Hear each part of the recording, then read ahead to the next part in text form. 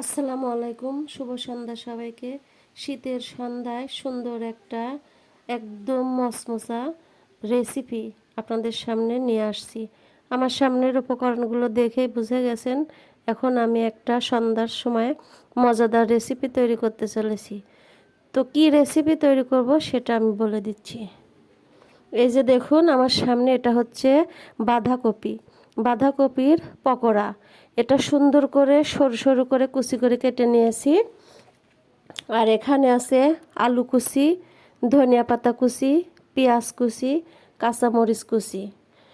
এখানে আছে আদা রসুন বাটা, এখানে আছে একটা ডিম, আর এখানে আছে হচ্ছে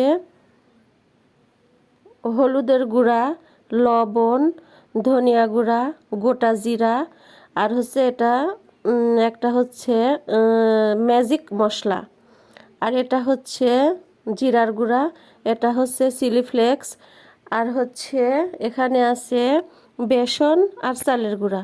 সবগুলো উপকরণ দিয়ে আমি এখন সুন্দর করে মেখে নিব, তারপরে তেলে ভাজবো।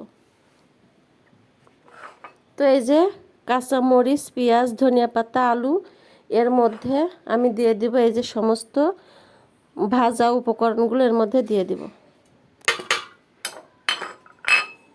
এখন আমি দিয়ে দিব এই যে পাতাকপি।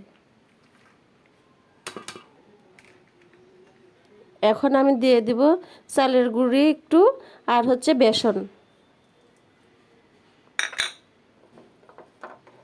এর মধ্যে দিয়ে দেব 1 চামচ আদা বাটা, রসুন বাটা। এর মধ্যে দিয়ে দেব একটা ডিম। এখন আমি এই সমস্ত উপকরণগুলো সুন্দরভাবে মেখে নেব।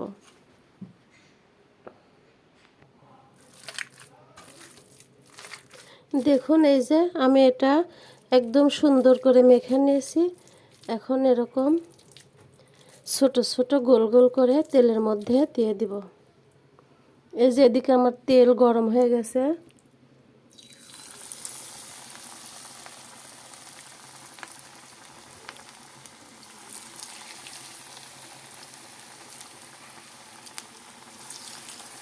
শীতের সন্ধ্যায় এরকম মজাদার মচমচা রেসিপি খেতে কিন্তু অনেক মজা লাগে, কিন্তু এই রেসিপিটা তৈরি করতে কত রকম উপকরণ লাগলো দেখতেই পেলেন। এমনি এমনি কিন্তু মজা হয় না।